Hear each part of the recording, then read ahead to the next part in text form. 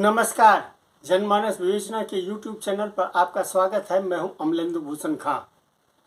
रांची यानी झारखंड, पश्चिम बंगाल, उड़ीसा में लगातार इनकम टैक्स डिपार्टमेंट की छापेमारी चल रही है। इनकम टैक्स डिपार्टमेंट रेड कर रहा है। ये रेड धीरज साहू, जो कि कांग्रेस से राज्यसभा सांसद हैं, उनकी कंपनियों पर, उनके घरों पर ये छापेमारी चल रही है। अभी तक जो सूचनाएं आ रही है उसके हिसाब से लगभग 300 करोड़ रुपए उनके घर और दफ्तरों से ये कैश मिले हैं। ये कैश जो है वो अपने घरों में रखे हुए थे और इन कैश को गिनने के लिए लगभग 32 मशीनें लाई गई, जो कि जवाब दे गई, यानी थस ले ली, बैठ गई, वो गिनने में लाचार हो गई। यानी इतना कैश है, 300 करोड़ के आसपास। ठीक है, ये इनकम टैक्स का रेट है, 300 करोड़ रुपए है और इतना कैश मिलना एक सरसरी नज़र पे तो ये बहुत ही, ये लगता है गैर कानूनी है। लेकिन इसके पीछे जो कारण है वो गोदी मीडिया नहीं बताती है, वहाँ पे आकर के चुप्पी साध लेती है।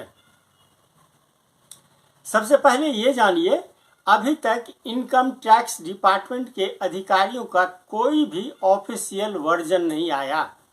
कितने रुपए मिले, कैसे मिले और किस लिए मिले, इसमें इनकम टैक्स डिपार्टमेंट का कोई भी वर्जन नहीं आया अभी तक।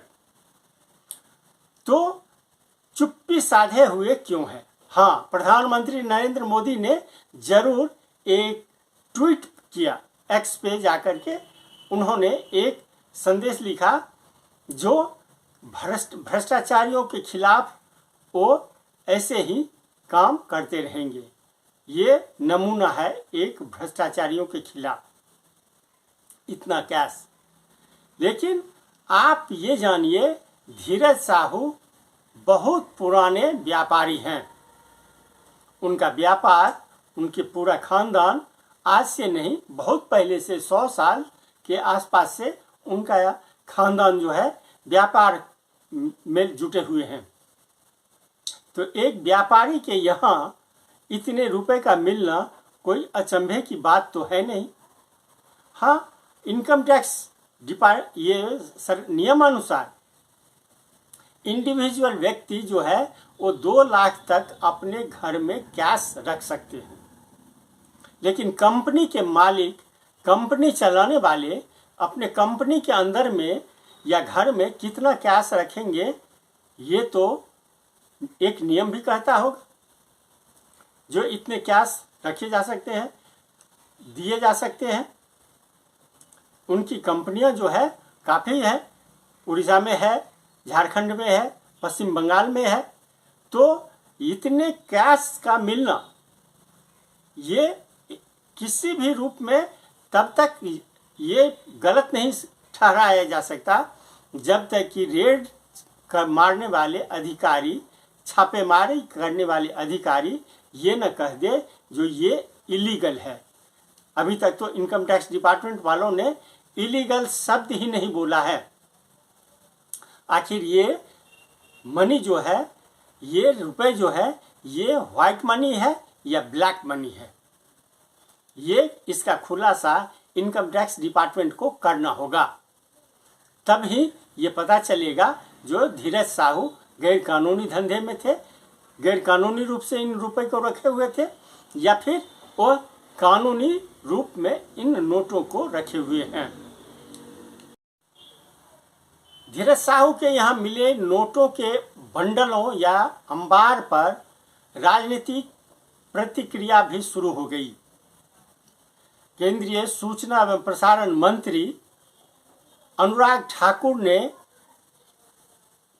कांग्रेस पार्टी, खास करके राहुल गांधी को लेकर के तंज कसते हुए उन्होंने क्या कहा, ये आप खुद सुनिए।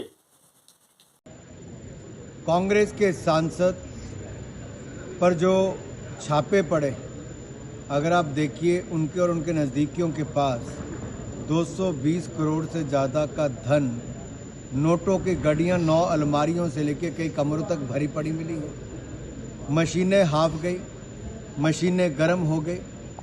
32 बैंक के अधिकारी भी कम पड़ गए, लेकिन नोटों की गड्डियाँ ख़त्म नहीं हुई।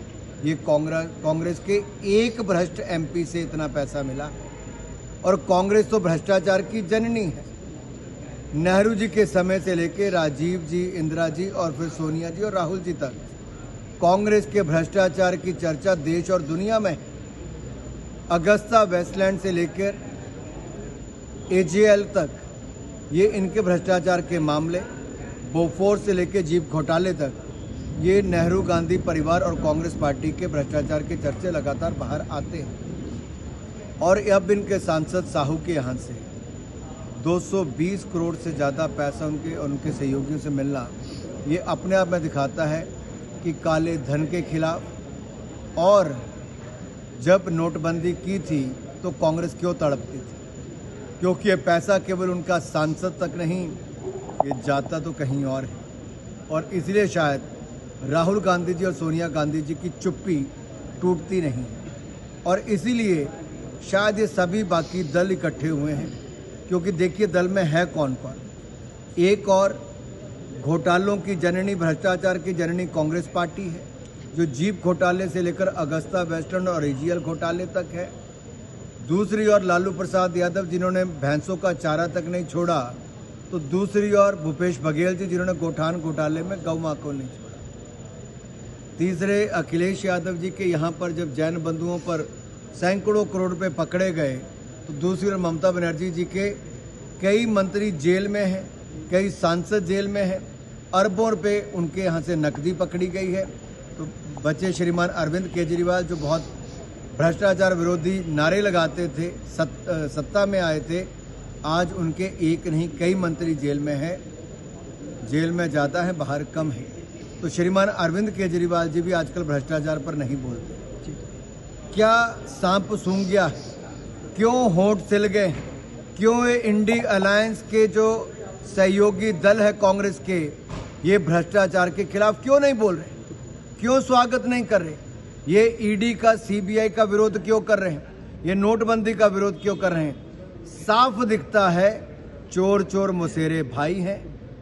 ये सब इकट्ठे होकर ये ठग बंधन बना है, जहां ठगने वाले सब इकट्ठे आए हैं। ऐसा कोई बचा नहीं जिनको इन्होंने ठगा नहीं। और मैं तो कहता हूं करप्शन और कांग्रेस दो सगी बहनें हैं, एक को ले आओ, दूसरी अपने आप आ जाती है। सर, नोटों के बंडल पर राजनीतिक प्रतिक्रिया चलती रहेगी।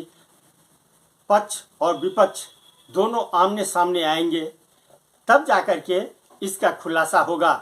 कांग्रेस पार्टी ने सीधे तौर पे कह दिया है, जब तक इनकम टैक्स डिपार्टमेंट का कोई वक्तव्य नहीं आ जाता, तब तक इस पे प्रतिक्रिया नहीं दी जा सकती। और देखना यह है कि इसका हश्र क्या होता है। भले आज सेकेंड सैटरडे है, फिर भी बैंक खुले हुए हैं और नोटों की गिनतियां चालू है। आज के लिए बस इतना ही। हमें दीजिए आज्ञा। नमस्कार। आप मेरे चैनल को ज़रूर लाइक करें और सब्सक्राइब करें। आपका बहुत बहुत धन्यवाद।